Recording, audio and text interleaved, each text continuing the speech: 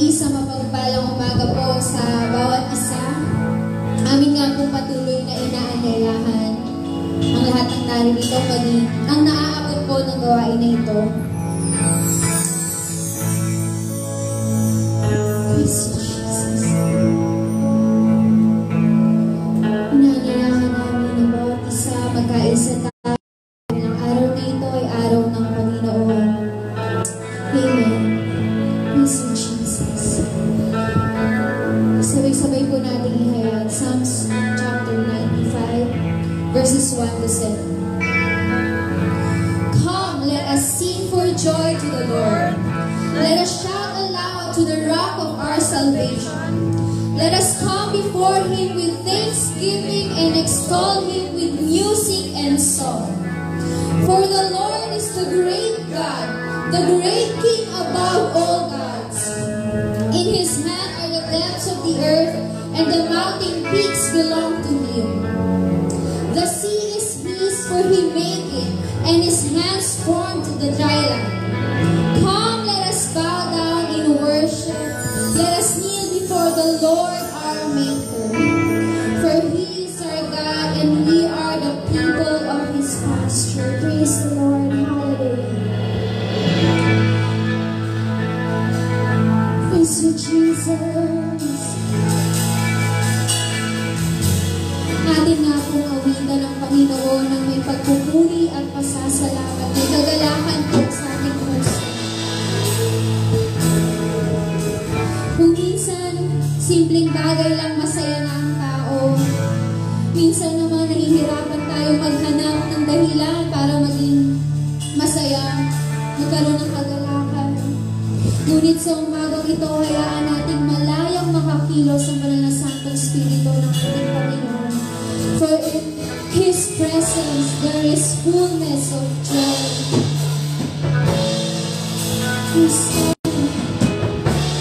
Let us come before Him. To worship the Lord. Nais ka namin hanggang ng nararamdaman ng papuri at pagsamba. Let us worship the King of Kings and the Lord of Lords. Oh, Jesus,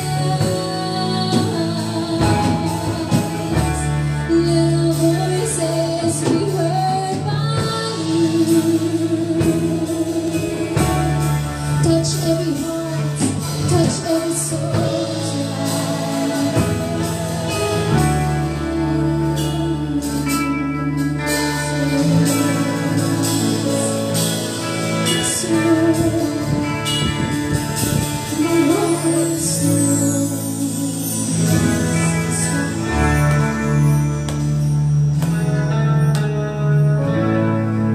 My Jesus, my Savior.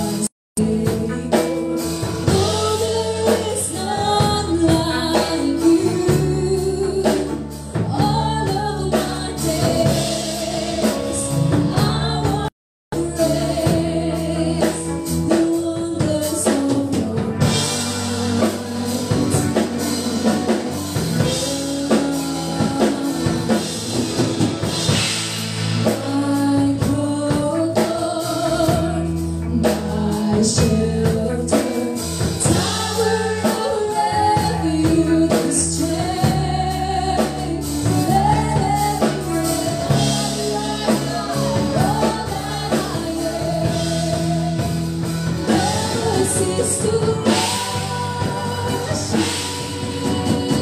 Shout to the Lord. Shout to the Lord. Let us sing. Power and majesty rise to the King. Mountains fall down and the seas will roar at the sound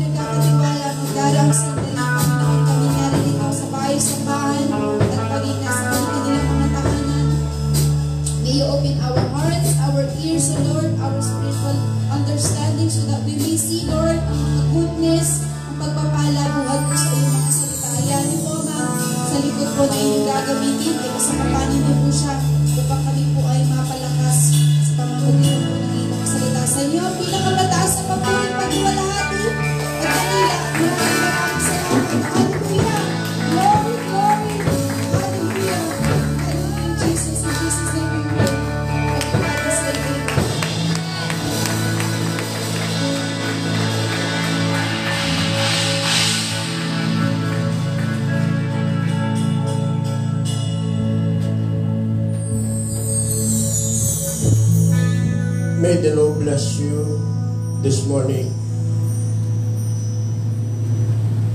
Those who are still standing the promises of God, and if you're watching and listening to this every live stream, the CCJC family greetings you, because God promises nothing can confer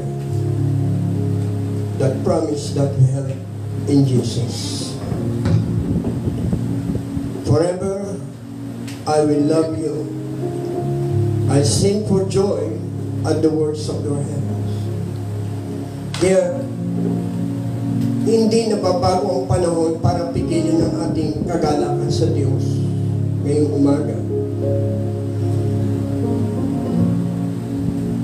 We're standing here this very moment of time because we would like to thank the Lord for all of His goodness, that loving kindness and the kindness of God. And through the leadership of the Spirit, we are here standing because Jesus promised He will never leave us nor forsake us. Ngayong umaga ay buksan natin ang ating puso. Lumapit tayo sa kabutihan ng Diyos sa Kanyang mga ginawa sa buhay natin. Hindi para sariwain ang mga nakalipas na napuno ng katanungan. Hindi para sariwain at magulat tayo sa kinabukasan na lamang ay iba na pala ang kalalagayan ng daigdig. Hindi tayo sanay sa ganitong mga kaparaanan, but this is the way of the Lord. This is the will of God. And for us to be steadfast, to be strengthened our faith by the word of God this morning, let's allow the very presence to move in our midst. In His presence there is fullness of joy. God did not design His children to be defeated, nor neither design to fail. But God has an absolute, amazing design for His children to be always in the presence of God. Ang desensya ng Panginoon sa buhay mo, kapatid, ay hindi para mabigo, mawala ng pag-asa, manlumo, manghina, maguluhan, magtanong, matakot, mag-alala, malito sa mga pangyayari. Desensya ng Diyos sa buhay mo ang tumayo sa Kanyang pangako. At kapag ikaw at ako'y tumayo sa pangako ng Diyos, lahat ng bagay na mahirap ay madali sa Diyos. And nothing is too hard for the Lord if you believe and you will receive this morning. Salamat po, Ama, at nabubuhay pa kami hanggang ngayon. Salamat po, Ama, dahil nagising kami, taglay ang iyong pangako na ikaw ang mag-iingat sa amin sa buong magdamag. Maraming lumisan sa daigdig na ito, Panginoong Diyos, na nawala sa isang saglit. Mga oras, araw, ay hindi nagtatagal at umaalis sa daigdig na ito. At ang katanungan, where are the soul of the dead one? And where are the dead right now? Nasaan na ang kalalagayan ng taong namatay sa loob ng 3 buwan? At ngayong umaga, ilarawan mo sa buhay ng iyong mga na tagapakinig, especially the CCJC family, to press on, to go forward to what is ahead, for what is ahead. Tulungan mo kami na magpatuloy, Panginoon, sa gitna na ang panahon ay nagiging hadlang, pangyayari ay nagiging hadlang, balita ay nagiging hadlang. Tulungan mo kami Katulad ng agila, nalilipat kami, Panginoong Diyos, sa ibabaw ng sitwasyong hindi maganda dahil Ikaw ang magpapaganda sa buhay namin, magbibigay ng pag-asa sa bansa at magliligtas sa maraming kaluluwa. Pinupuri ka namin, Panginoong Diyos, at sa paghahanda ng salita.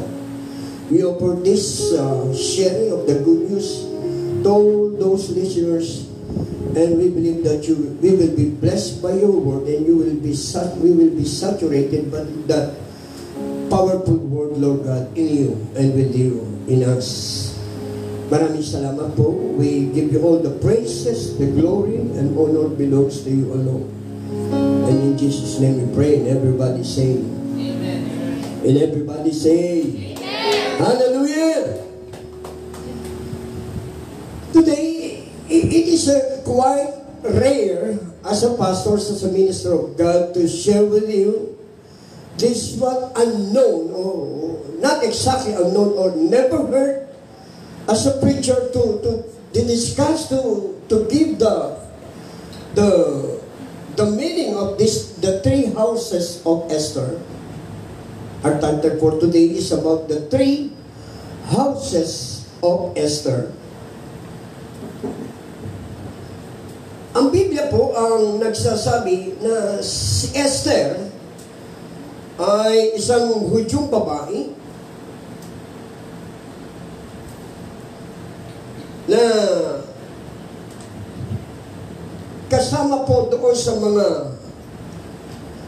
hindi napaalis sa bansang Israel, at siya po ay nabigyan ng pagkakataong maisulat ito sa pamamagitan ng kanyang probably it is Mordecai, her uncle.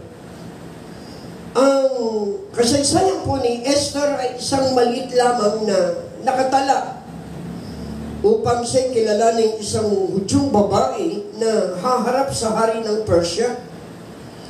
50 taon ang nakalipas bago ang mga Hudyo ay bumalik sa Jerusalem, at sa isang paligsahan in a beauty contest. Sa Old Testament pala may beauty contest din pala. Kala lang natin sa panahon ngayon, dahil if there's a beauty contest or pageant, alam ninyo, yung ganda ho lumilipas. No? Meron nung kilalang beauty pageant na naging asawa ng pastor. Nakatutuwa sa kanyang buhay at kanilang mga activities. Ang kanyang initial ay MQ. No? Kabiyak ang ating minamahal na lingkod ng Diyos. Probably written by Mordecai, Esther, uncle, and guardian, the book of Esther presupposes the continuing providential care of God, though God is never mentioned. The providential care of God, yung pong suporta, pag-iingat, pagmamahal, pagpapala, pagliligtas, at pagpapalakas ay naisulat sa buhay ni Esther. But God never mentioned though. Hindi nabanggit na ang Diyos mismo ang kumilos, kundi ipinakita sa kasaysayang ito. In return, behind of this passage, it is God Himself who works, siyempre. Kaya lang, hindi nabanggit eh. Ang nabanggit dito ay yung mga kalalagayan ng buhay ni Esther sa simula nang siya ay ipatawag ni Haring Asuero, sapagkat si Reyna Basti ay hindi pinunlakan yung hari Asuero na siya ay bigyan ng parangal bilang reyna at isuot ang napagandang kasuotan, at doon ay nagkaroon ng puwang na magalit ang hari. Kaya nagpatawag siya ng mga eunuch o eunuko ay upang hingi ng payo, at ang sabi, hindi nararapat na suwain ka. Makinig po kayo mga magulang at kapatid. Sa lumang tipan pa lang ay itinuturo na ho ang mga babae. Dapat po sumunod sa mga lalaki. Makinig po kayo dito.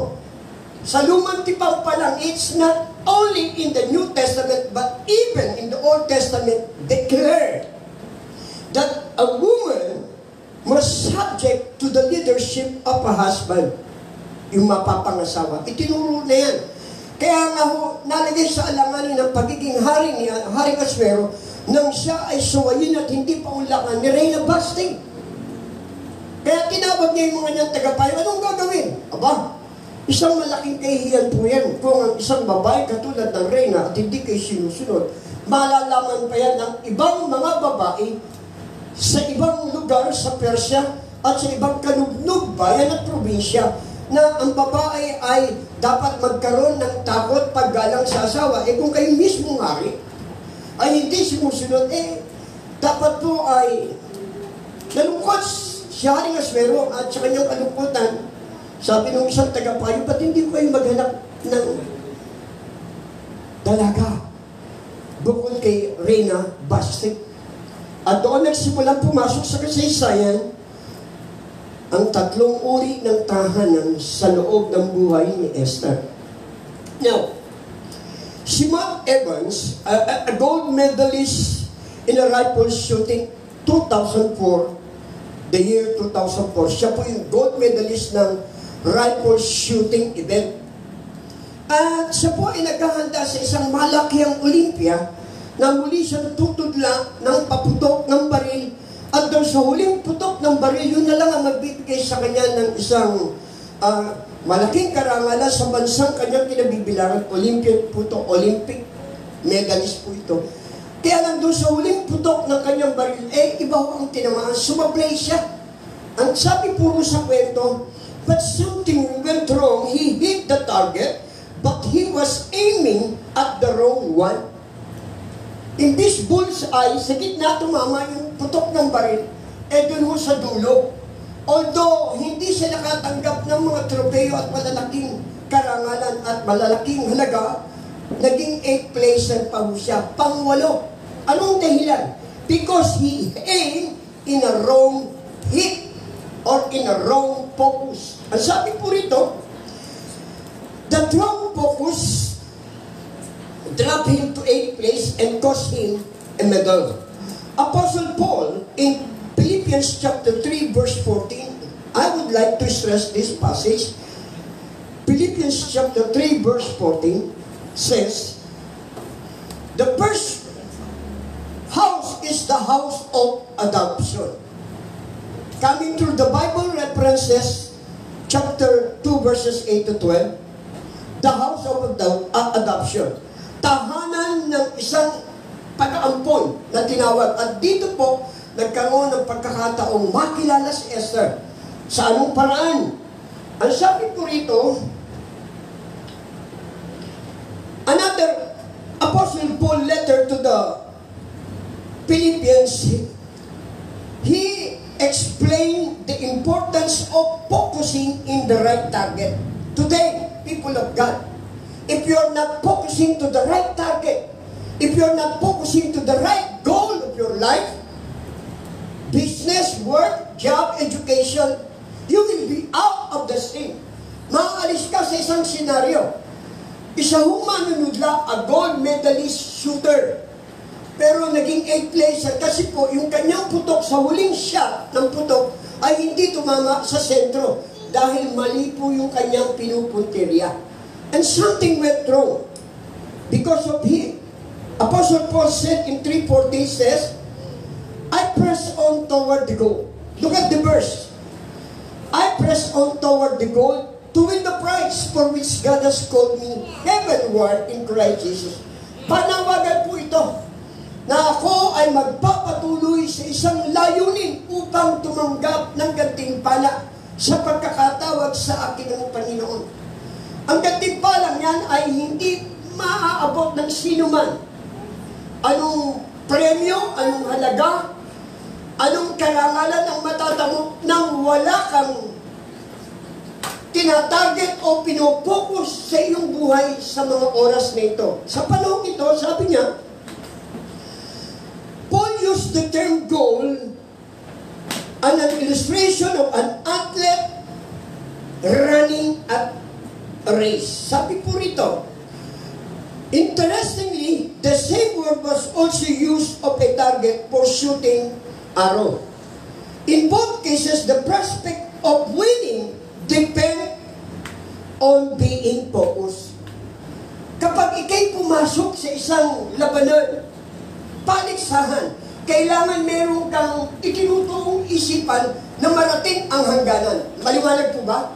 Kailangan makita natin kung ano ang iyong pinupuntirya, inaasinta sa buhay na ito. Hindi lamang ikaw ibinigyan ng Diyos ng hininga, kumain, almusal, tanghalian, hapunan, at pagkatapos gawin ang lahat. Dapat merong layunin. For everything, there is a season. For every time, there is a season. Sa bawat bagay ay may panahon. At kung may panahon ng pagsilang, may panahon ng kamatayan. At kung may panahon ng pagsisira, ay may panahon ng pag-iipon ng mga sinira o pagtatahi ng mga sinira. Kung mayroong panahon ng pagbabato, mayroong panahon ng pag-iipon ng mga nasayang na bagay. At ngayong umaga, nawa sa araw na ito'y masumpungan ng bawat isa sa atin na napakahalaga ng buhay ng isang tao, kasama na, even today's Christian's generation, na napakahalaga yung panawagan sa iyo. At yung panawagan niyan ay huwag masayang. The first one, that it used a target for showing or shooting an arrow. In both cases, the prospect of winning depends on being focused. For the believers, attention. We should focus a lifetime pursuit of becoming a children. Ibig sabihin, this is a lifetime pursuit. The word lifetime pursuit, kapag ikaw ay tinawag ng Diyos, naging born again ka, habang buhay mo nang hahanapin ang tumawag sa iyo, palapakan natin ng Panginoon. Habang buhay mo na siyang hindi iiwanan, habang buhay mo na siyang hahanapin. And the very reason why there are Christians or non-Christians fail because doon sa walang Kristo sa puso, talaga ho ang buhay ay pawasak. Pero yung mga taong nakaugnay kay Kristo, dapat habang buhay. Sabihin niyo po, habang buhay na hanapin si Jesus. Habang buhay na magpapasakop sa Diyos. Ito yung aral. Now, an important key towards spiritual growth can be seen sa una pong pag-aaral natin ay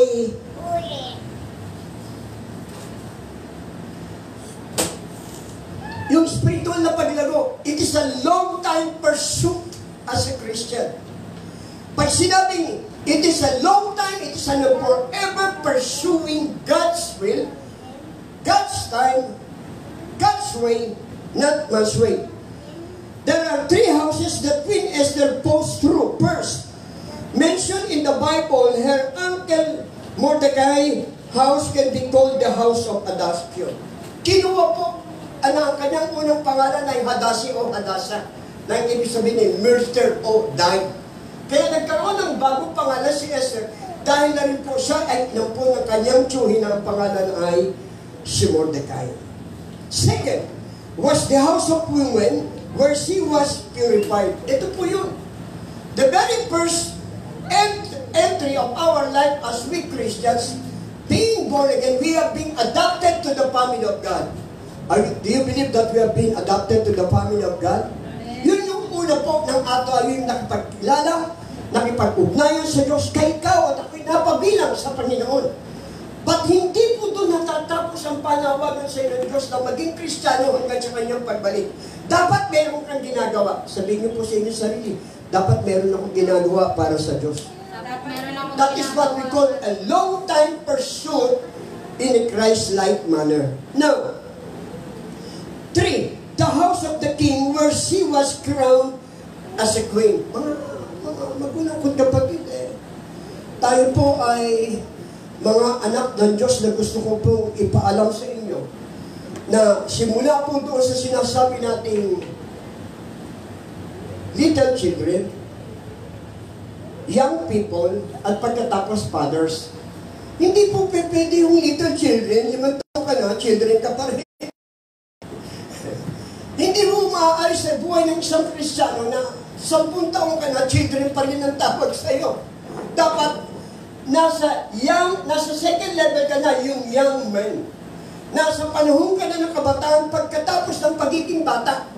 At pagkatapos ng pagiging bata at pagiging binata, darating ang araw na ikaw ay tatawagin ng tatay.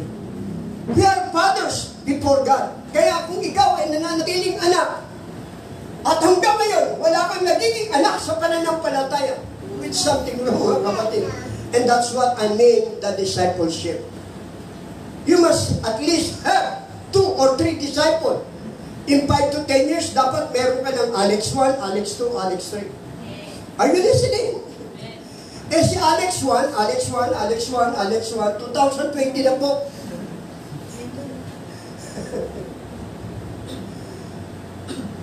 Kung nag-born again ka na 2010, and now it's 2020, 10 years after. Sa loob ng 10 taon, dapat meron ng Alex 2. May kausap po ba ako? At kung ikaw ay nagtalaga ng panahon sa Diyos, dapat Alex 2, Alex 3, Alex 4, Alex 5, at least half of that 10, 50% of that 100, you have already a 5 disciples. And you will be called automatically, absolutely fathers. Kaya meron ka na rin anak. Hindi lang ako magiging habang buhay na tatay po ninyo.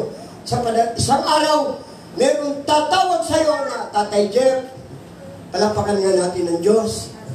Tatay Nelson, palapakan nga po natin ng Panginoon. Ano man ang pangalan mo na nakikinig ngayon? Eh, hindi ka laging ikaw yung tatawag na tatay. And that's God expected to every believers, every single believers. Yun ang inaasahan ng Diyos. Kaya meron po tayong tinatawag na discipleship training. Kailangan mong maging tatay. At kung ikaw hanggang ngayon, anak pa rin, anak pa rin, anak pa rin. Buti kung anak na nagbinata. Eh ngayon po anak pa rin na bata-batutak. Ang tawag po doon, bata-batutak. Now, the first one is the house of adoption. We can read that the parents of a young girl named Hadassah becomes Myrtle, had died. And her uncle took her and adopted her as his own daughter. Likewise, this is the first step in our Christian experience. New born believers in Romans chapter 8 verse 15. Gusto ko pong isa-isayin sa inyo rito para pag natapos ang gawain, hindi ka na believers. Hindi ka na bata-batuta, hindi ka na yung young people. Meron kang dapat gawin sa dating to it. What I mean, a minute ago, it is a long time pursuit. Living in Christ-like life. Look at this verse in Romans chapter 8 verse 15. The spirit you receive does not make you slave, so that you live in fear again. Rather, the spirit you receive brought about you adoption to sonship, and by Him we cry, Abba, Father. Yun ang nagbigay sa iyo at saka sa akin ang pagkakataong tumawag sa Ama. Kasi ang Espiritu ng Diyos ay sumasa iyo at tumanggap ka kay Kristo bilang Panginoon at tagapagligtas. Nonetheless, people receive Jesus Christ as their Lord and Savior, hindi po sila binibigyan ng karapatang tumawag ng Ama. Sa lamang Ama natin, ang ating Ama ay nasa langit. Amen. Merong Ama ho sa lupa. Yun, baka yun ang tinatawag ng tao.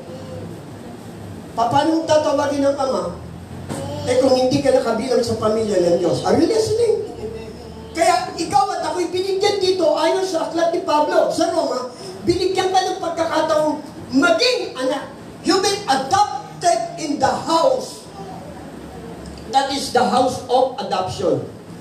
Spiritually, likewise, this is the first step in our Christian experience. Newborn believers. Hadassah received a new name. Before Hadassah or Hadassah, bago na ho ang pangalan niya.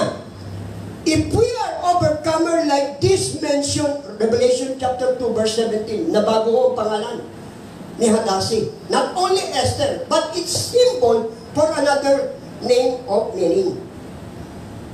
Revelation chapter 2 verse 17,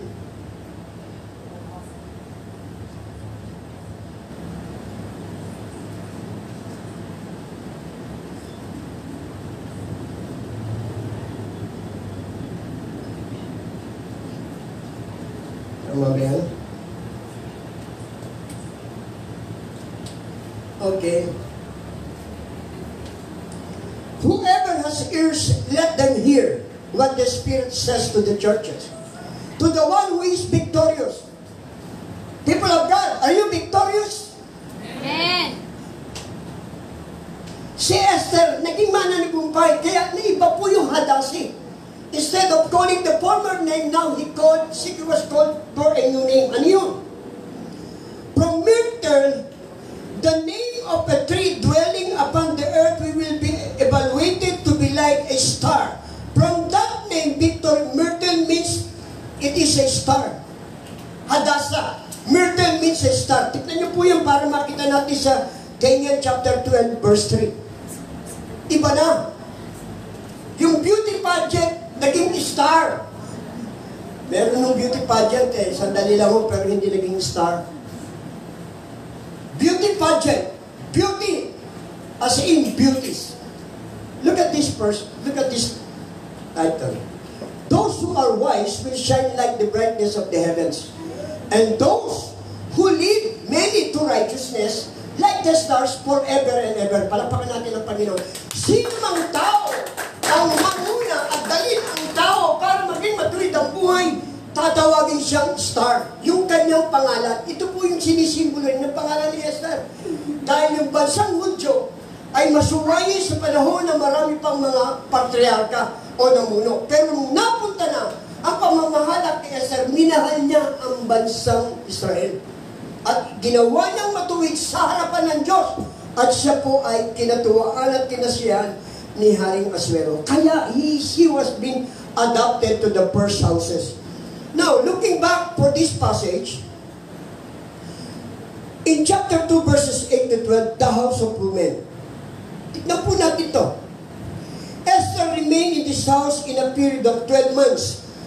12 pumasok na po siya doon sa tahanan ng mga babae. Ang keeper po rito ay si Hegeyo o Hege. Now, ang sabi po rito, Esther remained in this house for a period of 12 months.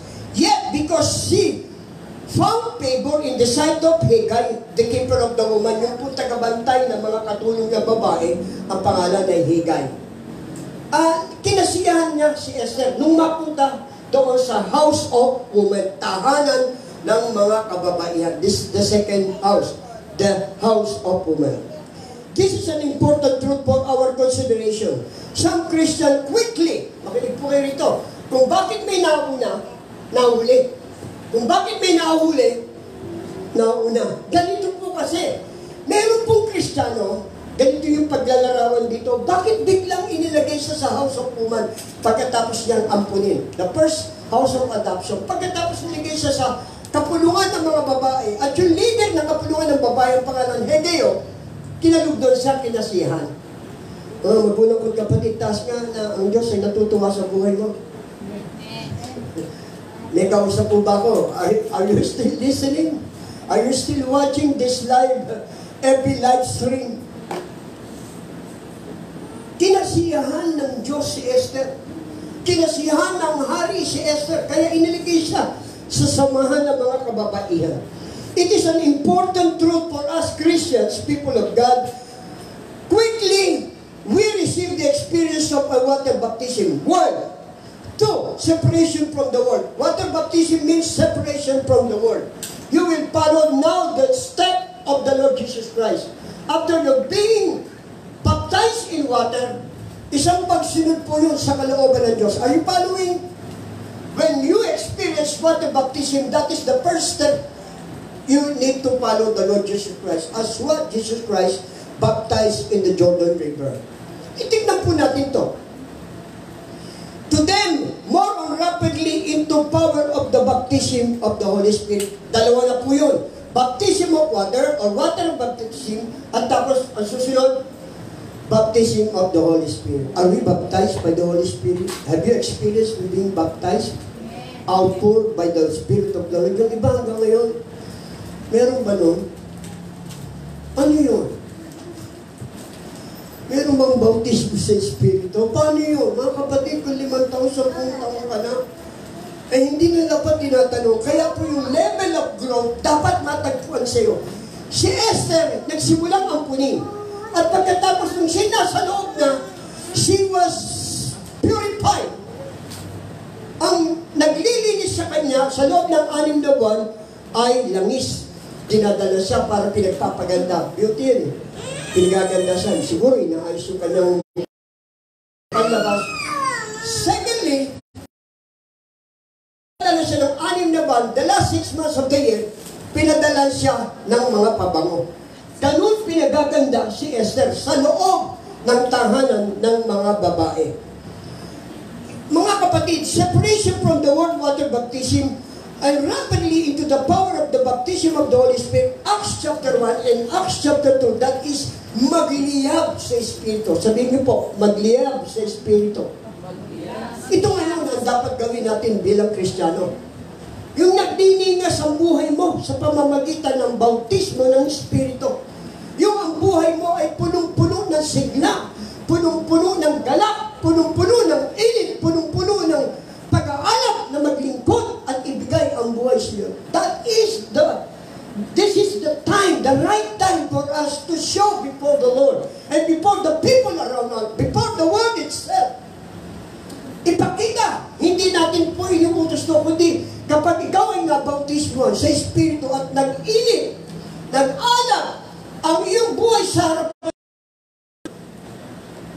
maraming matutuwang tao sa iyo at marami kang magagawang dahilan para sila ay dalhin sa paanan ng Panginoon. Para natin ang Panginoon. We need to be on fire. Itong dumating na sanot na ito, hindi naging on fire. Nawala ho yung apoy. Marami pong nalungkot. Totoo po yun, kasama ko. Pero sandalian lang po ang lungkot na naranasan ko. All of a sudden, God allowed this FB live stream telecast. Kaya itong pamamahayag nito ay nakakarating sa iba't ibang panig na bansa. Dati dito lang. Dati Luzon, Visayas, Mindanao lang. Ngayon po, marami na po nagkukomento ng salamat sa ganitong uri ng gawain.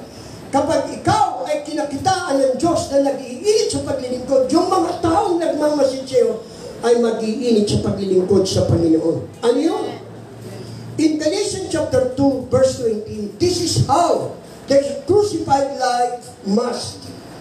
It is a must. I have been crucified with Christ.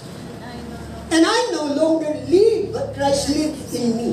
Kapag si Kristo na ang nabubuhay sa iyo, hindi na ikaw ang magpapatakbo ng iyong buhay. Si Jesus na. Palakpakan natin ang Panginoon. But says, so, if Jesus Christ in you, if Jesus Christ dwells in me, dwells in us, it is Jesus Christ must be the one who will prepare everything we need. Jesus must be the first. Siya po lagi ang dapat pangunahin. Ano pa ho ito? I have been crucified with Christ, and I no longer live, but Christ live in me. The life I now live in the body, I live by faith in the Son of God who loved me and gave Himself for me. May the Lord bless His word. May the Lord bless His word. Esther, preparation above others. Bakit itinangi si Esther? Ay, ang daming babae na nauna po sa kanya. Naging katangi-tanging halimbawa si Esther sa kalipunan ng kababaihan. Yung tinatawag po natin ikalawang tahanan. Ang tahanan ng mga kababaihan o the house of women. Let us now consider the spiritual truth that this fact. 12 is the number of government. Marinig po kayo rito. We can see that by considering that Israelites were governed and the early church by 12 apostles. Also our day and years are governed by 12 hours and 12 months. Ano po yung ibig sabihin dito? Yung separation from the world o yung purifying. Esther 12 months of preparation speak how she was being prepared for the throne. Mga kapatid, in 12 months, Esther, 6 months, binigyan ng langis, 6 months, binigyan siya ng pabango, pinabaguhan siya. Preparation ng purification po yun. And today, this time event that we are living before the Lord, this speaks how was being prepared for the throne. Mga kapatid, bukod sa pagiging bata, binata, at pagiging ama, ikaw at ako ay tinawag ng Diyos na kasintahan. At inihahanda ka ng Diyos sa isang magandang kasalan na kung saan sa trono ng kaharian ng Diyos magaganap. Palakpakan natin ang Panginoon. You are being prepared. The church must be prepared. Itong nangyayaring ito, paghahanda po sa atin ito bilang mabuting kasintahan.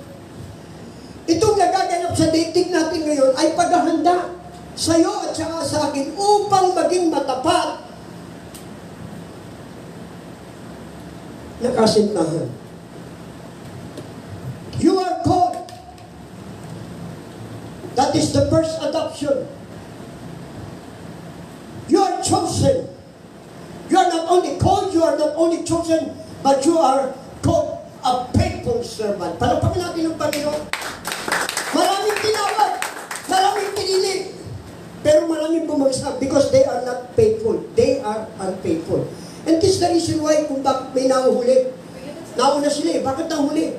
Because they are not faithful. Are you listening? Are we? Are we faithful? Likewise, we Christians, today's generation, we are being prepared to be kings and priests and co-heirs with Christ. Ikaw ay ibibilang ng Diyos na maging hari, saserdote, at maging tagapagmana na kasama ng ating Panginoong Kristo. Palakpakan niyo ang Panginoon dyan. Haggai, the keeper of the woman, is a type of the Holy Spirit. Now, particular tayo ngayon dito. I'm more interested about the moving and the outpouring of the Spirit of God. Kailangan natin ang anointing ng Panginoon. Kailangan natin ang kapangyarihan ng Espiritu ng Diyos, lalo ngayon. Kung wala tayo sa ilalim ng patnubay at kapangyarihan ng Diyos, ano ang aasahan mo sa dulo? Kung sa simula pala, bigo ka na.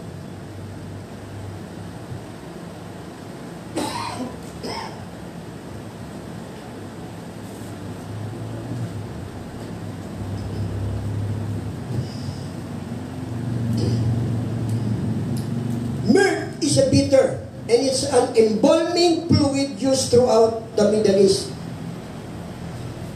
Yung pong myrrh na yan ay, kapag may patay, yung pong pinag-iimbalsa mo para doon sa bangkay sa Middle East, lalo sa Saudi Arabia, para hindi po sila bumaho.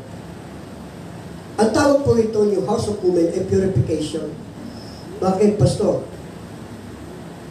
Don't get me wrong if I will use the word odor. Alam niyo, di ba, sabi ng Biblia, let your light shine before men. Hayaan ninyo ang yung buhay umilaw sa paningin ng mga kapaligiran tao. Umiilaw ang buhay. Dapat, we are the light of the world. Are you listening? And we are also the salt of the earth. Are you listening? Tayo ay asin ng sanlibutan at ilaw ng daigdig na ito. Dapat, ikaw ay nalalasahan. Are you listening? Hello? Dapat ikaw ay isang asin. At ang asin ay ginagamit po ito sa pantimpla ng anumang uri ng kakainin upang maging maganda ang salo-salo. Ang asin po ay nagbibigay din sa isang uri ng mga isda at kakainin upang amoy. Kaya itong myrrh ay pinigay sa kanya upang ipakita rito yung separation o yung purification ng buhay natin. Spiritually speak of meekness. It is true. Bitter experience, we come to know what was Paul among Galatians. I am crucified. Kapag sinabing I am crucified, ako ay kasama ng ipinako. Alam niyo, puro nangyayari. Minsan pinapahintulutan ng Diyos sa kapagitan ito upang makita rin natin na ito'y pagtutuwid, ito'y pag-aaral, ito'y pagpapalakas sa ating pananampalataya. Pero meron pang isang mukha na makita tayo, yung sinasabi natin purification. Yung purification, yung ikaw naman ay nag-iilaw, a sweet smelling savor. Yung ikaw ay pag lumalakad, natutuwa ang tao. Pag nagsasalita, lumalakas ang tao. Pag pinangangaral mo ang salita ng Diyos, maraming nababago at maraming gumagaling. Dapat ito ngayon yung mga hangganan ng buhay ng isang mananampalataya to be purified, to be sanctified again by the blood of Jesus. Acts chapter 3 verse 19. Tingnan natin po ito.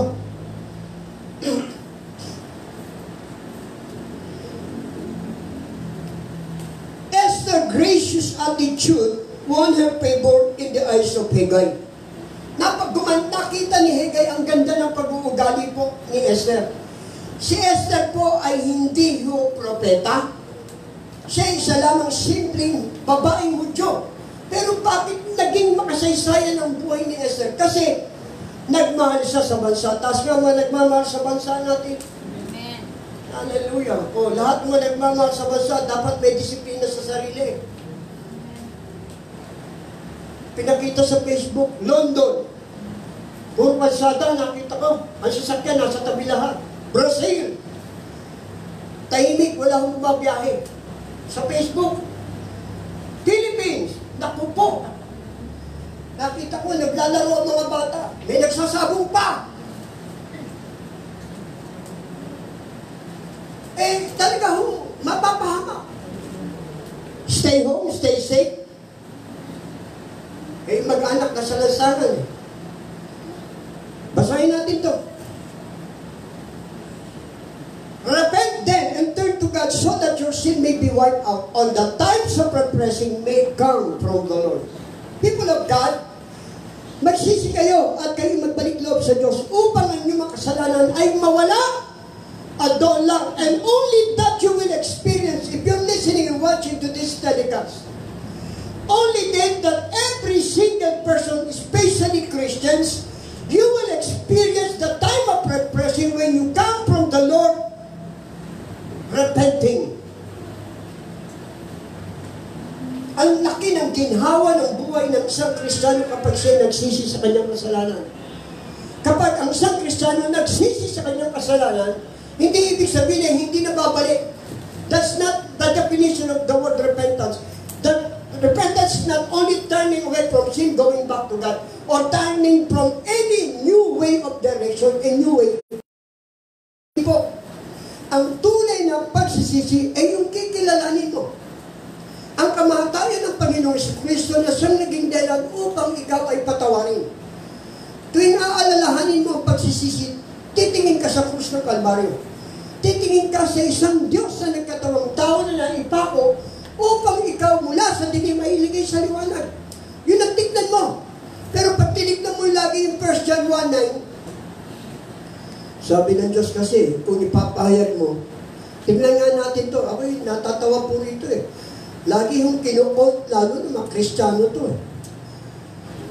If we confess our sin, He is faithful and just and will forgive us our sins and purify us from all unrighteousness. Talking about purification, nasa loob na ng tahanan ng kababaihan. Binigyan ng 6 na buwan ng langis, 6 na buwan ng pabango. Yun ang purification. Ibig sabihin, sa loob ng isang taong pinagaganda. At gumanda si Esther. Tayo, ilang taon na. Walang pahid ng langis. Ni hindi bumango. Tapos ang sabi rito, di ba ang repentance kung papahayag mo ang kasalanan mo? Sabi ng Diyos, tapat, na ikaw'y kanyang patatawarin sa iyong kasalanan at lilinisin. Yung pong pagpapatawad po, hindi yung pagka nagkasala, patatawarin ako kasi may 1 John 1:9. Ako naman pag nagsisit kasi may 1 John 1:9. Abay, pagka ganito, araw-araw, if you are doing this, every day of your life, every day you live in this planet Earth, you will say sorry later. Magsisisi ka talaga. Kasi ang pagsisisi, merong ibinubungang pagbabago. Magkakaroon na ng bunga ng pagbabago kapag tinignan mo yung tumubo sa iyo sa krus ng Kalbaryo. Yung kamatayan ng Panginoong Jesucristo, alalahanin mo at yun ang magpapatawad sa panahon ay kayo magsisisi. Palakpakan natin. That is the truth. Word of repentance.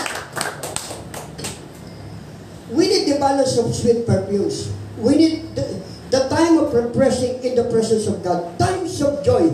Times of gladness so that we may be purified with love, joy, and peace. In times of refreshing, makinig po kayo rito, Ikaw ay sumasailalim ng presensya ng Diyos, ikaw ay nasa ilalim ng pag-ibig ng Diyos, at ikaw ay sumasailalim ng kapayapaan ng Panginoon. Yun ang refreshing. Yung ibang refreshing, ayun, nag-swimming. Ayun, nag-videoke. Kasi COVID na, wala nang saya-saya. Mga kapatid. Napakalaking kahungkagan na masabi ko po ito. I'm talking about kahungkagan. To give you the sight, sino kilala po ninyo lingkod ng Diyos na kinatuwa siya nung tagabantay ng kulungan? Sino yun? Si Joseph. Di ba? Dinala siya. Natuwa yung tagabantay ng kulungan. Isipin mo, kahit sa loob ng kulungan, may natutuwang tao. Ikaw naman, hindi ka nakakulong, nakalaya ka, ang daming naiinis. Ang daming umiiling. Kinatuwa si Joseph at kinutuwaan din naman sa tahanan ng babae si Esther. Ano yun? Our attitude is so important. Palapakan niyo ang Panginoon dito. Every attitude of a single believer is so important. Napakahalaga ng pag-uugali ng isang Kristiyano.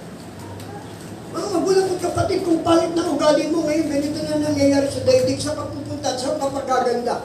Pangit na nangyayari sa daigdig, pangit pa ugali. And later, puro pangit. Pero marami nagsasabi, ang mga anak ng Diyos ay mga magagandang nilikha.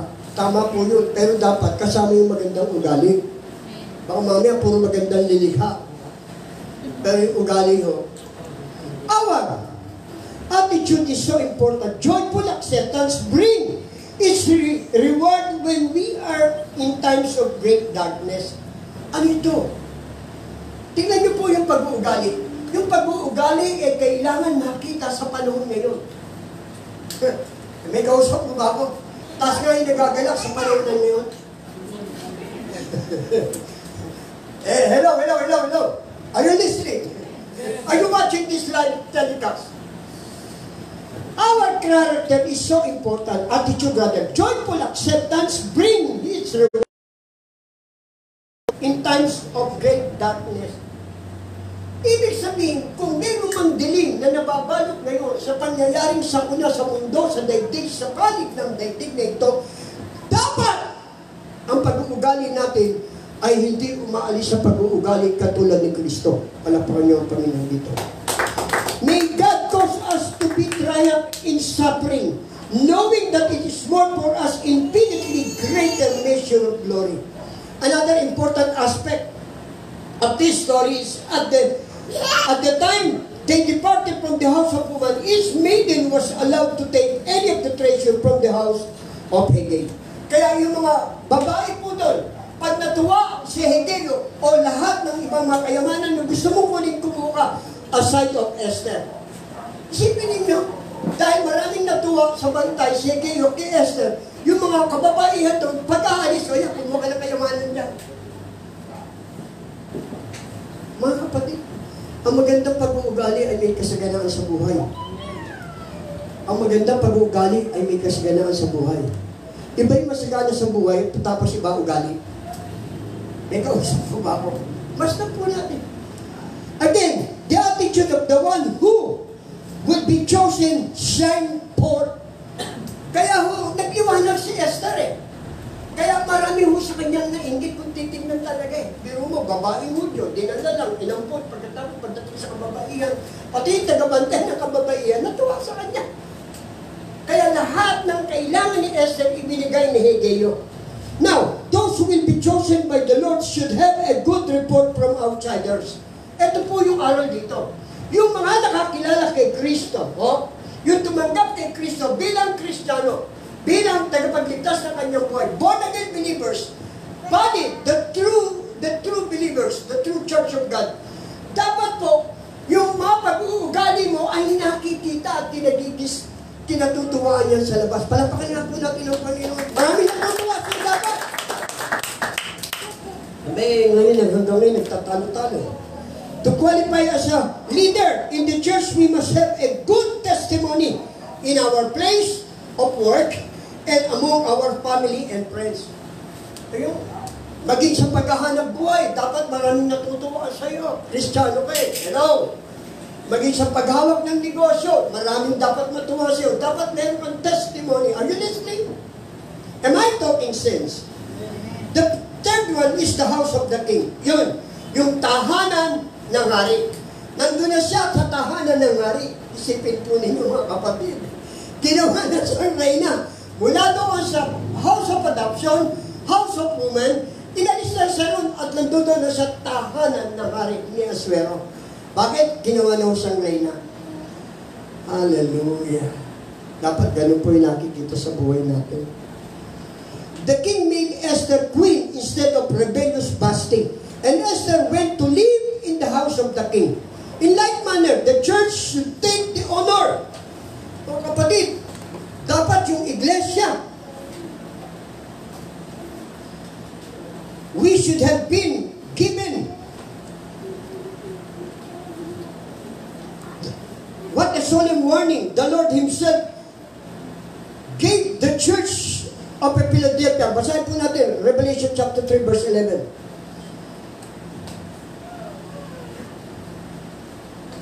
Kung bakit may nauna, kung bakit may nahuli. Tapos, dati nandun yun, ngayon wala na. Nakalulungkot, di ba? Dati naglilingkod, pagkatapos ngayon wala na. Nakakalungkot. Ito ang mga dahilan. Reading the scripture in Revelation chapter 3, verse 11, church. I am coming soon. Hold on to what you have, so that no one will take your crown. Sino gustong bigyan ng korona ng Diyos? Dapat katuwaan ka ng Panginoon para bigyan ka ng korona na nangyayari kay Esther. Palakpakan natin ang Panginoon. Binigyan siya ng korona. Doon naman sa hindi nabigyan ng korona, ganito ginagawa. Bakit po kayo ito? Yung mga hindi tumanggap ng korona, pinaalis sa posisyon. Eh, kailangan palitan mo talaga. Basahin natin ito. Psalms 109, verse 8.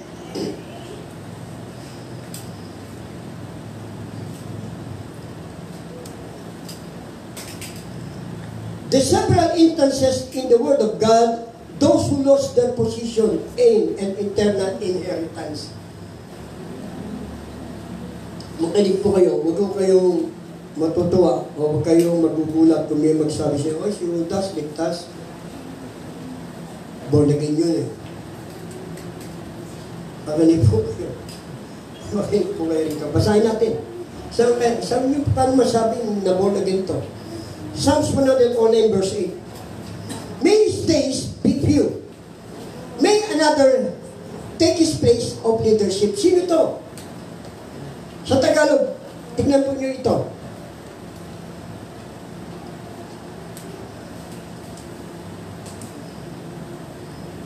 Let another take his office. We also know that Esau sold his birthright for a single meal. Yung pagiging anak na tagapagmana, ipinagpalit sa isang platong pagkain. Sino to? Si Esau. Ito naman, ang dapat ay paikling tinataglay niyang buhay. Kuhanin ng ibang tao maging ang kanyang katungkulan. May pinalit kay Judas. Sino po yung pumalit? Matias. Si Matias. Kita ninyo, inaalis ng Diyos talaga eh. Wala nang korona, inalis pa. Tapos nasabihin mo, di ba? Through faith, by grace, through faith, we are saved. Di ba? Kagandahang loob, kaya tayo naligtas. O pagligtas ka na, hindi ka na maaalis. Mga kapatid, ito, hindi mo ligtas. Ligtas to, kasama pa ni Jesus, 3.5 years. Siya po yung treasurer, officer. Siya yung taga-ingat yaman ng ministeryo ng Panginoon Jesus nung siya ay nasa lupa. Siya, taga-ingat yaman. Kasama ng Panginoon na gumagawa ng himala at pagbabago sa buhay ng maraming tao pagliligtas. Sa panalangin, sa pangangaral, sa paggawa, kasama. Dahil all of us natin. Dahil hindi sila nakapagbantay. Kaya kung ikaw ay born again, hindi ka na dapat bumalik sa dating buhay. Palakpakan natin ang Panginoon. Umalis ka rin sa dating buhay. No. We are warned in Hebrews chapter 12, verse 14. Tingnan niyo po ito. Let us listen to these warnings so that we do not end up in the fourth house. May 4 na tahanan. Yung fourth house, doon po ilalagay yung mga taong hindi nakapasa. Make every effort to live in peace with everyone. Tama po ba yan? Hebrew chapter 12, verse 14. Make every effort to live peace with everyone and to be holy. Without holiness, no one will see the Lord. If God is holy, we must be holy. And that holy fear is yung banal na pagkatakot. Pagka ikaw ay merong banal na pagkatakot, you will abstain from what is wicked. You will abstain from what is sin. Galing ka sa dilim. Hindi ka nakikisama sa kasalanan at sa dilim. Are you listening? That is righteousness. Kaya nung maging matuwid si Esther, iniligay siya ngayon sa tahanan ng hari. She was now a deliverer. Queen Esther, unlike in many novels and movies of today, the book of Esther does not include a wedding and the words, and they live happily ever after. Mga kapatid, ginagamit lang po yun sa buhay ng mag-asawa. Pero ang buhay ng mag-asawa magsisimula. May kausap po ba ako? May panahon ng simula, may panahon ng destinasyon ng buhay na hahantungan nila, at may panahon ng layunin ang kanilang pagsasama. This is how we're going to end this message.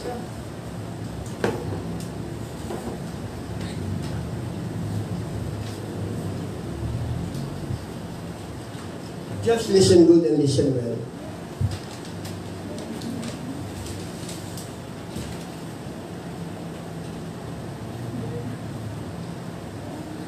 Revelation chapter 17, verse 14.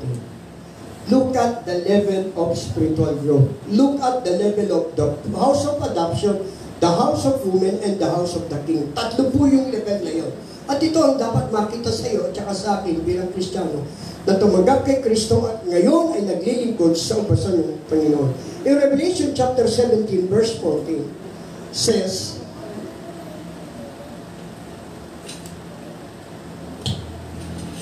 there's 3 steps of our spiritual experience sa buhay ni Esther. Yung 3 houses.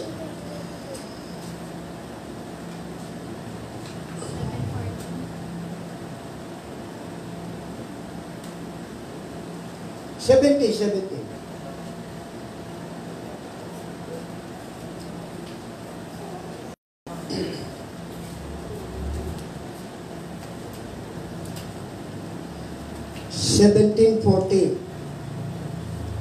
Revelation. Ayun. Sabay-sabay natin basahin to. Andiyan ba? Okay, get ready.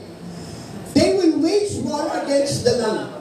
But the Lamb will triumph over them because He is Lord of and King of kings. And with Him, sino yun? We, Christians, we, people of God, we, the bride of Christ. And with Him will be called, chosen, and faithful followers. Are we called by God? Amen. Are you chosen by God? Amen. And this is the last, very important. Are we faithful? Or we're just called, we're just chosen. But sometimes, and there are times we are not faithful.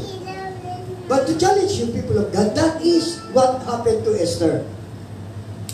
You are called, you are chosen, and you are faithful. There's 3 stages of spiritual growth. Little children, sabihin niyo po, little children, young men, fathers.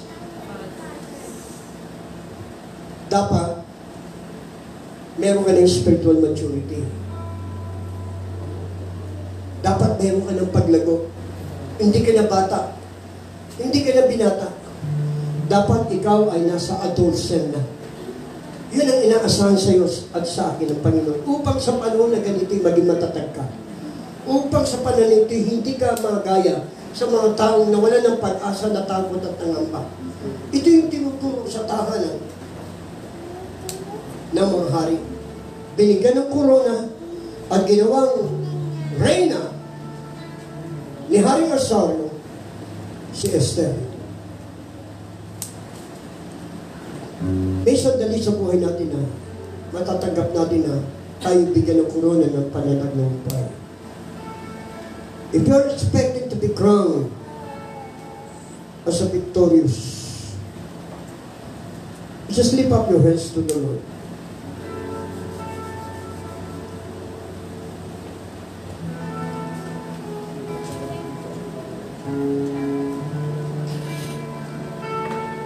Little children, young men, and fathers. The third house represents coming into the Holy Spirit, where the law of the kings was written in our hearts. Ang Hebrew chapter 10 verses 11, 16 to 20, isusulat ko ang aking salita sa kanilang mga puso. And if you would like to open your heart this morning, isusulat ng Diyos ang kanyang salita sa loob ng iyong puso upang huwag mong makalimutan.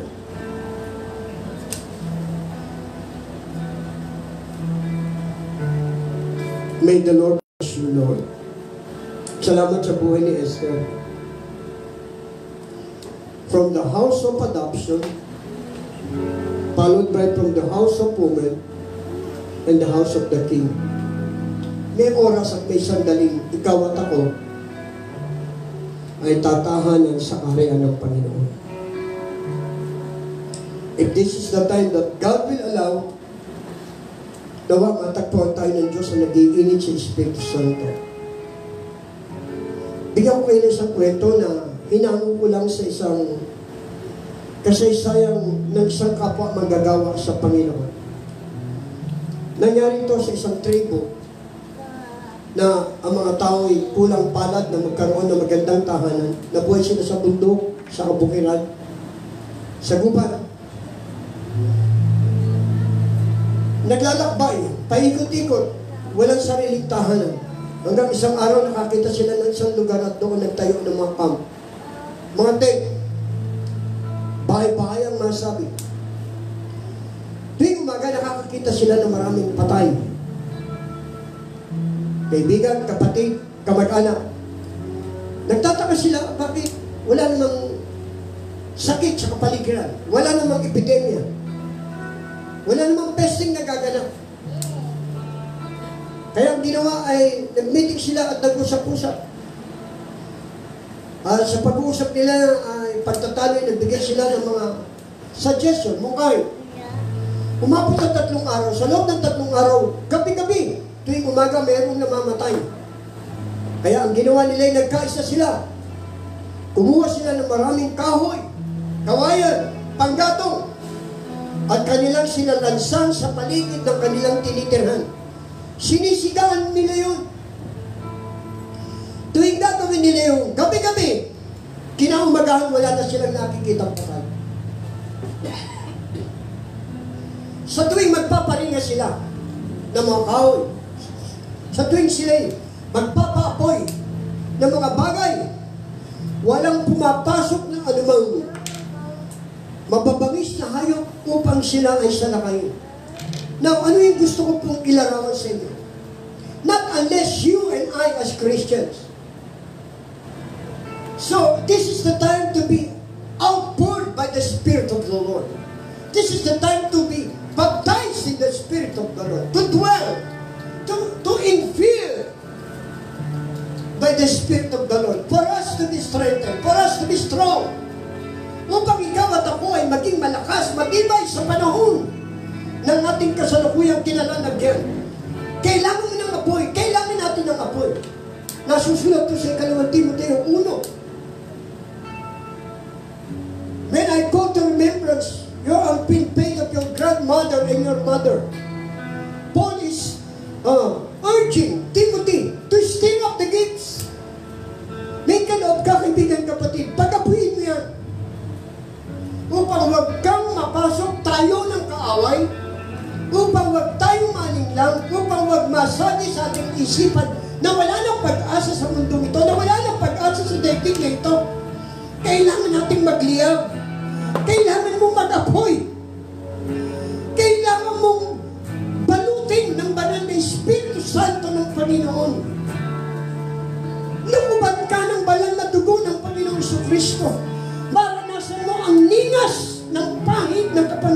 Espiritu upang sa panahon ng kalalagayan, maging ang mundong ito, maging ang daigdig nito, maging ang ating bansa, masasabi mo na ang Diyos kailanman ay hindi kanya pababayaan ang iwan kung paano pala ng Espiritu na siyang bumuhay sa katawan lupa ng Panginoong Kristo, na siya rin naging dahilan upang sa'yo magkat sa langit. Yun ang gagawin ng Diyos ngayong umaga. And then if you are ready to be filled, if you are ready, this very moment of time for you to experience,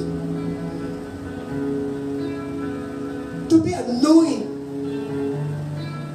as an appointed children of God, and your fathers, dapat humingi ka ng tulong sa banal na Espiritu na makalis ka sa kalalagayan mo na pagiging bata. Kailangan mo ng pag-ulan, kailangan mo ng katatagan, kailangan mo ng ibang kapangyarihan na galing sa Espiritu ng Panginoon upang ikaw at ako'y magtagumpay sa buhay na ito, sa bukas na darating, sa panahon na itinakda ng Diyos. Masasabi natin, salamat sa pahid ng banal na Espiritu ng Panginoon.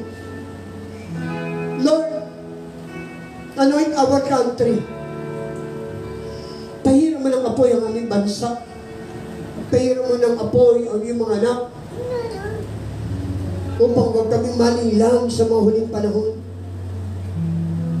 Dali namin, Panginoon, ang buhay panalangin na nagniningas at nag-aalab upang iiyak, Panginoon. Idalangin, O Diyos, ang aming bansa. This is a long time pursuit.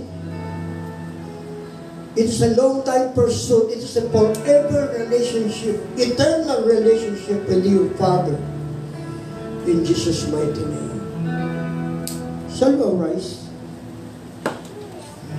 Let's feel the very presence of the Lord. Rabakando yorobo kasate. Nagnanais ang Diyos ngayong umaga na maging matagumpay ka sa buhay pananampalataya, na makalaya ka sa mga kabalisahan at pagkatao. If you want to be anointed by the Lord Jesus Christ this morning to the Spirit of God, just believe and receive what the Word says.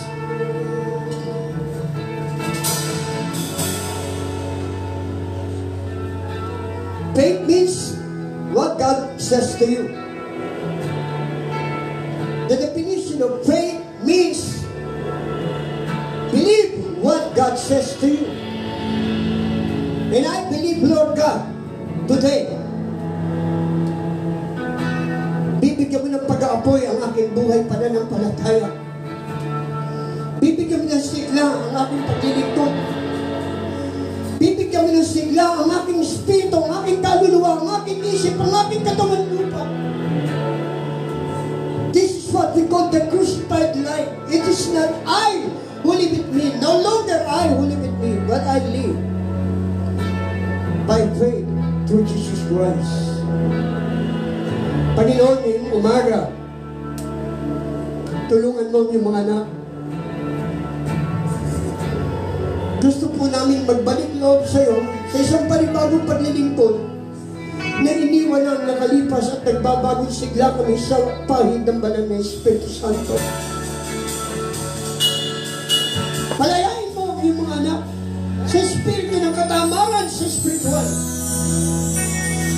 Kinakalagan mo ang espiritu ng katamaran sa pangalan ni Jesus.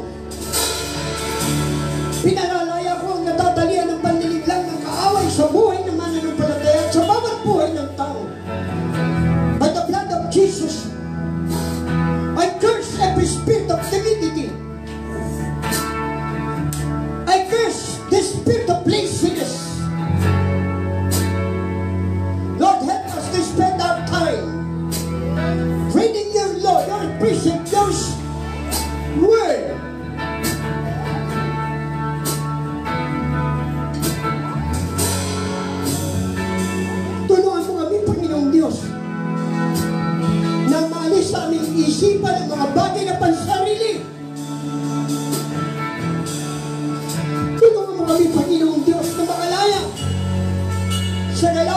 fasting.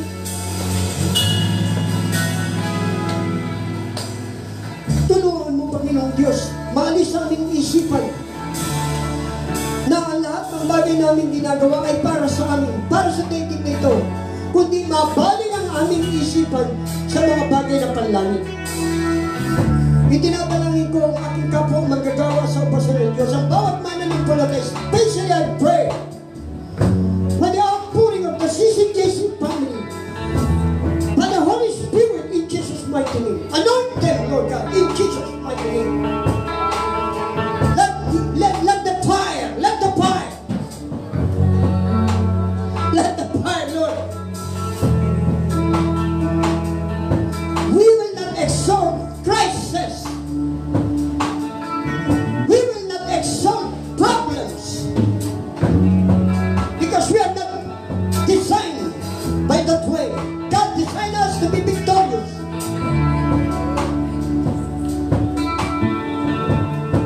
God designed you to be a successful businessman, to be a successful minister of the word. Lord, we thank you for giving us the spiritual awakening, oh God. Help us, Lord God, to stir up the gifts that you have bestowed upon each and every one of your chosen generation.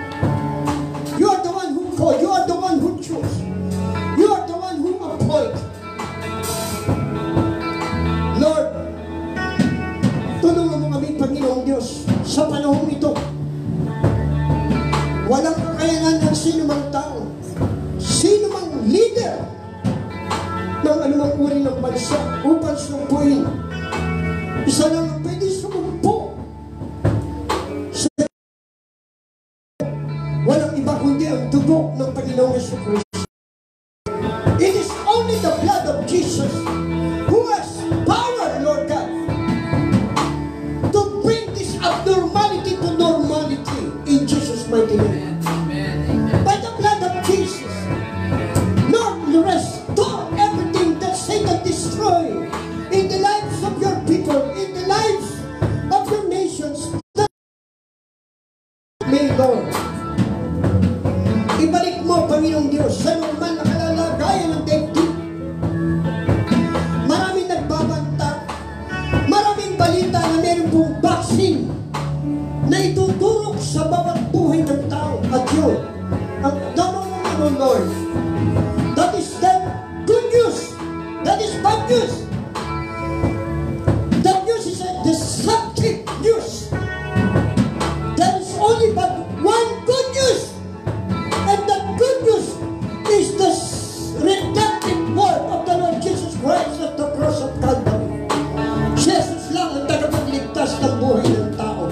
Jesus lang ang tagapagligtas ng daigdig. Jesus lang ang kasagutan sa lahat ng pangangailangan ng iyong mga nilikha. Jesus lang ang nagbibigay ng tagumpay sa ating bansa sa buong mundo.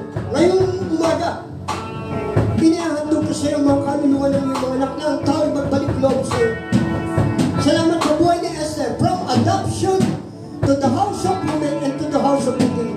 Lord, one of this day, in your time, in God's time, mararating namin ang trono ng hari ng mga hari at Diyos ng mga Diyos. Patatagin mo lamang kami sa pananampalataya, Panginoon. Bigyan mo kami ang tibay at lakas ng pananalig na anuman ang mangyari, Panginoon Diyos.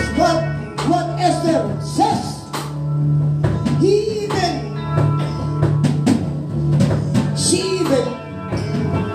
risks her own life. Pupunta sa kay Haring Aswero. At ang batas, walang sino man ang maaaring pumunta sa isang hari hanggat hindi siya pinatatawag. At ang sabi ng banal na kasulatan sa chapter 2 verses 13 and 14, if I perish, I perish. Mamatay na kung mamatay. At ang sabi ni Mordecai, huwag mo sabihin hindi ka mamamatay, Esther, pag nalaman ni Haring Aswero na kay isang Hudyo. Malay mo, baka kinasangkapan ka ng Diyos, kaya ka nandyan. Mga magulang magkapatid, ngayong umaga, Baka kinasangkapan ka ng Diyos, kaya kanya tinawag. Baka kasangkapanin ka ng Diyos kung saan ka ng lugar tinawag ng Diyos. Kung bakit ka nariyan, ay upang gamitin ng Diyos at parangalan ng Diyos sa iyong buhay. Sabi ni Haring Mordecai, ang tiyuhin ni Esther, huwag mo sabihin hindi ka kayang mamatay pag nalaman ka isang Hudyo. Malay mo, baka kaya nariyan ay kasangkapanin ka ng Diyos. Kung saan ka man lugar ngayon ay naroon. Sayang Mindanao, ngayon ay nasa tahanan ka. Malay mo, kaya ka nariyan sa posisyong yan, kaya ka nagtatrabaho, kasangkapanin ka ng Diyos. Malay mo, gamitin ka ng Diyos saan man lugar ka, ilalagay ng Panginoon. At kung nakahanda ka ngayong umaga, mararanasan mo mabubuting pangako ng Panginoon saan ka ba naroon. Just lift up your hands to the Lord. Maraming salamat sa iyong salita. Maraming salamat. Maraming salamat sa pagkising mo sa aming mga diwa at spirito na madalas ay humimlay sa katalungan at kabuluhan. At ngayon ay malaya na kami sa pangalan ni Jesus. Inalis mo na ang mga katalungan, kabalisahan, pagkatakot at pag-aalala. At nilagay mo kami sa isang mapayapa, puno ng pag-ibig at may kagalakan sa Espiritu Santo. We honor you, Lord God. We give you praise. We give you glory. Lord, hallelujah. Let your name be magnified and be exalted. In Jesus' name. Amen and amen. We just be in the spirit of prayer. Lagyan natin sa panalangin mga kapatid natin sa Panginoon.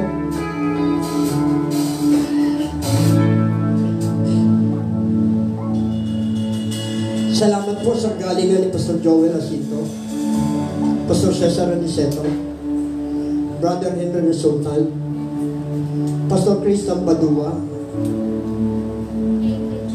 Brother Raymond Queriba, Pastor Jaime Vicente, kalakasan ng katawang lupa at pagtitiwala pananalig sa buhay ng Nanay Juana Rizal, Nanay Pinimuse. Lahat ng kabuhayan at mga negosyo ng iyong mga anak, thank you for restoration, Lord. Thank you. Thank you, Lord. Though it's not 100%, pero masaya kami, Panginoon. Dahil tinuturuan mo lamang kami magtiwala talaga sa ganitong kalalagayan. Tinataas ko sa iyo ang mga hanap buhay ng iyong mga anak. Ikaw ang magbabalik katulad ng mga nawala kay Job. Ibabalik mo ng doble. A double portion. Double portion not only of anointing of the Spirit, but a triple portion of the physical and material and financial setbacks. Bring it, Lord God. Restore everything in Jesus' mighty name. Restore even the health of Brother Ronnie Ganya. Pastora Elizabeth Macaligay, ang FCP anniversary, Lord, tinatas ko po sa iyo ang paghahanda ay maging matagumpay. Ang the gathering of the fivefold ministry, lahat na naka-involved na core group, council of elders, the founding pastors, the vision keeper, Apostle Rodel Magaling, Lord, family, and the whole entire MCP officers, Lord, we praise and magnify your name for giving us, Lord God, giving them, Lord God, that wisdom and understanding. Hallelujah. We thank you for all the bishops, for all the apostles. Salamat sa mga kapatid namin, Panginoon, na nasa ibang bansa. Ang kabuhayan ni Starona, Anania Restaura, Balido, and Morales family, Kobe family. We pray for all there, Medina, Lariosa, Evangelista, Amaranto, Torres, Panginoon, Belio, Manny Rojas, Pastor Riabe, Panginoon Diyos. Dalangin namin ang Bodino, Lord. Dalangin po namin, Panginoong Diyos, Vicente, De Castro, Banag, Mayuga, Gonzales, Kagikla, lahat ng mga kapatid namin na nakikinig at nagmamasid ng palatuntunan ito. Bless them mightily, Lord, in Jesus' mighty name. Ingatan mo sila sa pamamagitan ng banal ko. Tinataas ko rin sa iyo ang aming bansa. Lang bansa ang Pilipinas, ang mundo ay nasa mapagpala mong kamay. Doon lang ligtas yan, Panginoon. Tinitiyak po namin yan, Panginoon. At ang amin pong Pangulo, ang ikalawang Pangulo, ang Senado, ang Kongreso, ang Governor, ang Mayors, and all the men in uniform at mababang kapulungan, ang minamahal namin barangay Captain Arman de Los Angeles ng 42A, Sharon, Balidong Ramat, kanilang mga kagawad, ang SK Kagawad, and all the chief tanod and tanod, Lord, health officers, treasurer, and auditor, in Jesus' mighty name, Lord. Thank you, Lord, for the healing. Thank you, Lord, for the abundant blessings. Thank you, Lord, for the health, the wealth, and the spiritual understanding. Pagpalaan mo ang aming mga kapwa magagawa sa upasan ng Diyos, Pastor Cristo Medina ng Pasig, CCKC family, and the whole member staff, Pastor Reverend Binduan ng Genesia Chapter. Bless them and protect their lives, Lord God. Ang Alapanimos, Lord, headed by Pastor Angialo. Bless them and protect them by the blood of Jesus. Likewise, we pray, even we intercede for Pastor Mary and Bautista family and the whole entire. Bless them and protect their lives, Lord God. Dinadalangin din namin siya ang lungsod, Panginoon, ang aming mayor, ang taga-Amasyahan. Dinadalangin din namin, Diyos, ang bawat mana ng palataya na nakikinig ngayon ay tumanggap ng biyaya, tumanggap ng tagumpay, tumanggap ng kalakasan, tumanggap ng iyong mga pangalan. You just lift up your hands to the Lord, hindi natin ang basta. Ngayong umaga, Panginoon, nakataas po ang aming kamay. Taglayin sa katiyak. Ikaw ang aming pag-asa sa daigdig nito. At wala kami nagagawa, hindi ka sa iyo. Samahan mo kami ingatan sa buong maghapon. Basbasan mo pindisyonan ng bawat isa sa pahirap ng kami na ipayalat ito. Sa buong maghapon, yung para natin namin ang pagkaingat mo sa aming buhay, sa pamilya na nabibilangan at bawat pamilya namin pong kasama-sama ngayong umaga. Lord, pagmalain mo rin, O Diyos, ang aming malugaw, siya mo sa kanyang arawan. Ingatan mo siya, Panginoon. Gawin niyo siya ng isang